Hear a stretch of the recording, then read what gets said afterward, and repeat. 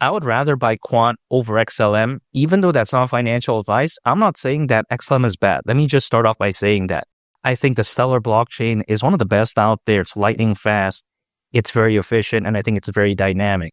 Again, I'm not saying anything's wrong with that, but when it comes to potential upside, when it comes to XLM, yeah, I think that's a little bit caca, the way I view it, because I think something like Quant is just a lot more dynamic when it comes to that.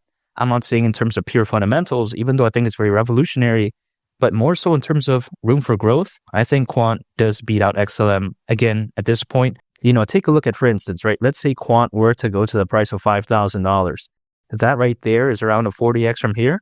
And market cap, considering current circulating supply, would be around $60 billion. That right there is still over $20 billion less than Dogecoin's all-time high market cap and over $40 billion less than BNB's all-time high market cap. So I don't think it's crazy. And yes, $5,000 is my price target for Quant during this bull run. Now let's take a look at XLM. XLM, let's say doing a 40x from here. At that point, price would be around $15.60 and market cap would be around $472 billion.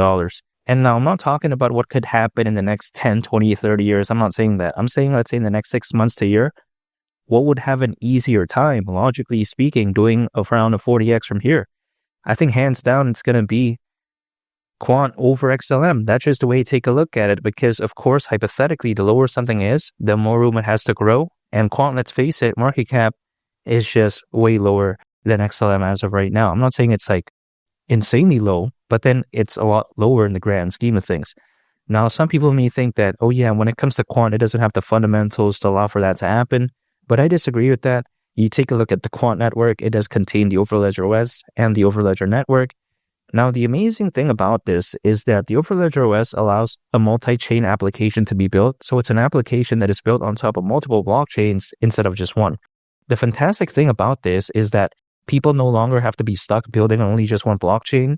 They can leverage the strengths of a certain blockchain. And then in that case where, let's say, that blockchain may have some weaknesses, they can supplement that with another blockchain that may make up for those weaknesses. So quite essentially, it's like a best of both worlds type of scenario.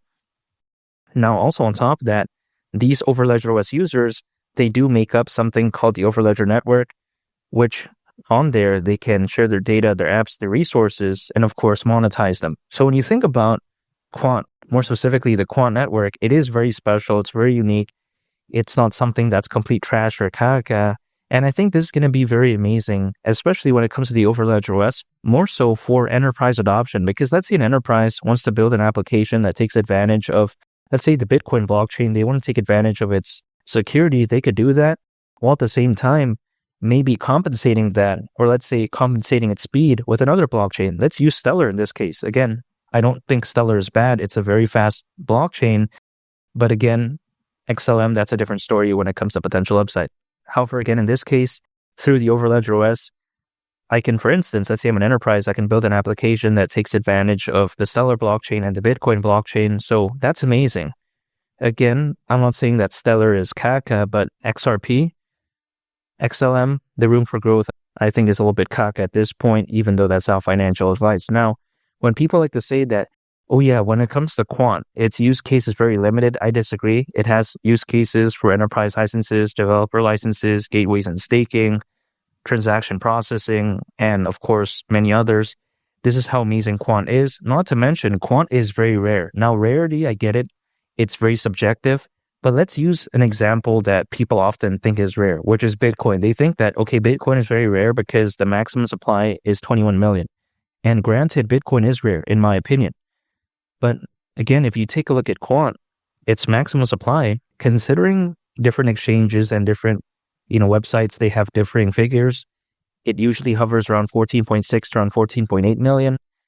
But yeah, let's say it's around that range. Even then, that is way lower than Bitcoin's maximum supply. Take a look at Bitcoin again, 21 million. Even if we minus, let's say, we remove, 5 million Bitcoin for whatever reason, that's 60 million. That's not even around 14.6 or around 14.8 million. That's still over a million more than that. So you got to think about how rare Quant is.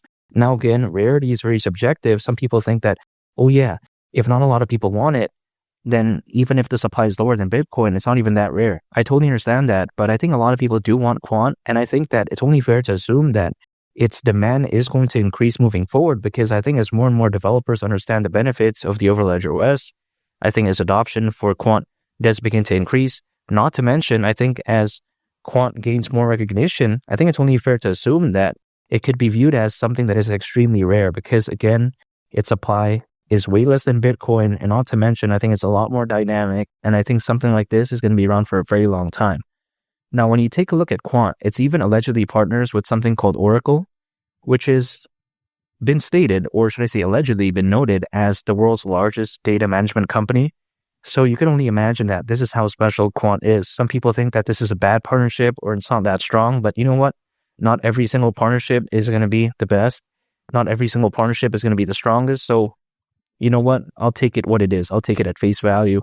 And I think Quant is very amazing. Now, some people think that this born is going to be caca or something like that, but I disagree, because when you have over 600 million crypto owners, according to Crypto.com research, which is more than ever before in history, I highly doubt that this born is going to be bad. And again, I think XLM is going to do well. I think Quant's going to do amazing though. I think it's going to do a lot better. I think in the next 6 months to a year, I think Quant is going to greatly outperform XLM in terms of percentage increase from where they are as of right now.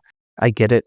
Quant has had somewhat of a caca price action. It hasn't been the best, but I think better days are ahead, because I think 2025 is going to be the real deal. Now, again, it's going to take some time, but you know what? I've been waiting for a very long time when it comes to cryptos in general. So waiting, let's say in 2025, sometime around then, doesn't seem so bad in my opinion. Again, I don't think Stellar is bad. I'm very bullish on this whole crypto space overall, but I'm looking for hypothetical upside here. And I think Quant is just a lot better. Now, some people may argue, okay, why don't you get into a microcap if you're so into upside? But the way I view it is that instead of going all in on a microcap, which the risk feels a little bit dangerous to me, I'd rather get into something like Quant, which is not too small, but then at the same time, it's not too massive, where the room for growth is not good whatsoever, and then it's pretty much a dinosaur. I don't want that. I want something in between, not too risky, not too boring. Granted, there's always going to be risk in my opinion, but I think Quant does fit that bill, and I do really like that.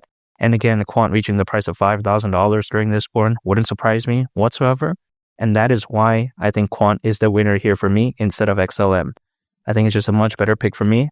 And that's why I'm very bullish on Quant. And I think that it has brighter days ahead. And I'm not saying that I'm going to just randomly go all in and dump when it comes to Quant. I'm not doing that. Ever since 2022, what have I been doing? I've been dollar cost averaging. So anytime an income, acquiring, holding, and just waiting, that's it. I haven't been day trading. I haven't been using leverage. I haven't been swing trading. None of that whatsoever. I like to keep things simple again. Acquire, hold, and I just wait, because I think that it's more so marathon and not a sprint. I think Quant is very amazing. I think Stellar is very amazing. But I think Quant, man, I just feel like it's a little bit that more special. And I think it has more room to grow at this point when compared to something like XLM. And make sure to subscribe if you gain value from this video. I'd greatly appreciate it. It's Billy the Captain. And I'll catch y'all on the next one. I'm out. Peace. Bye.